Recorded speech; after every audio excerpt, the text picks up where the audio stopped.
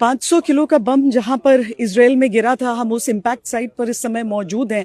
सबसे अधिक मौतें यहीं पर बेत शेमेश में देखी गई थी, जहां 9 लोगों की जान गई, 50 लोग इसमें बुरी तरीके से घायल हुए और इसके साथ ही करीब 250 घर यहाँ पर इससे प्रभावित हुए थे, इससे टूटे थे।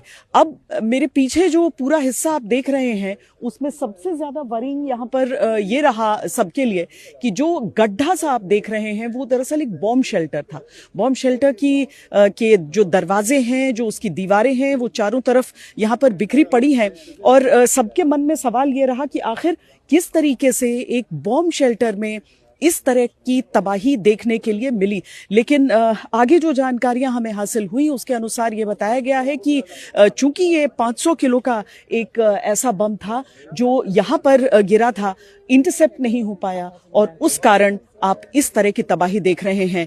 यहीं पर उस बॉम्ब शेल्टर के साथ उसके ऊपर एक सिनागोग जो यहूदियों के लिए एक प्रार्थना स्थल होता है, वो यहाँ पर था, वो भी पूरी तरीके से तहस नहस हो चुका है।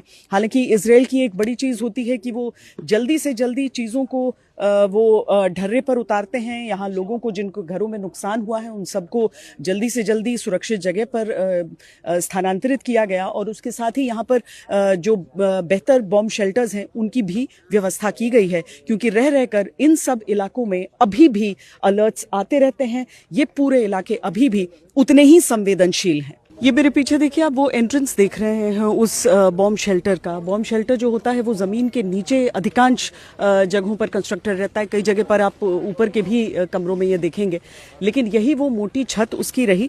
और इसके साथ साथ चलते रहिए, आप दिखाते हैं आपको जो दरवाज़ा है उसका, उसके ज़रिए भी आप समझ पाएंगे कि एक बार बॉम्ब शेल्टर में लोग पहुँचते हैं, फिर उस बॉम्ब शेल्टर का दरवाज़ा बंद किया जाता है। उस बंद दरवाजे के आर पार कुछ नहीं आ जा सकता है। ये उसी के हिस्से हैं, ये उसी के टूटे हिस्से हैं जो आप यहाँ पर देख रहे हैं बिखरा पड़ा हुआ। ये बिल्कुल चौड़ाई वाला ये उसकी छत का हिस्सा है और उसके साथ ही थोड़ा सा और आगे आके आप ये देखिए, ये दरवाजे के परखच्चे किस तरीके से उड़े हैं। जो बॉम्ब शेल्टर का दरवाज़ा रहा, जिसको कुछ नहीं भेज सकता है, बहुत भारी होता है और उसको लॉक करने के लिए भी जो पूरा सिस्टम उसका होता है वो इंश्योर करता है कि कोई कुछ ना भेज सके। लेकिन इतना भारी भरकम बम जब यहाँ पर गिरा और ईरान ने अपनी तरफ से बार बार ये कहा था, ईरान ने अपनी तरफ से कहा था कि वो गुरेज नहीं करेगा, वो और भारी बमों को यहाँ पर गिराएगा और उसी का खामियाजा देखिए किस तरीके से आम लोगों को भुगतना पड़ता है। 9 लोगों की जान जिस हादसे में यहाँ पर गई, ये वही जगह है।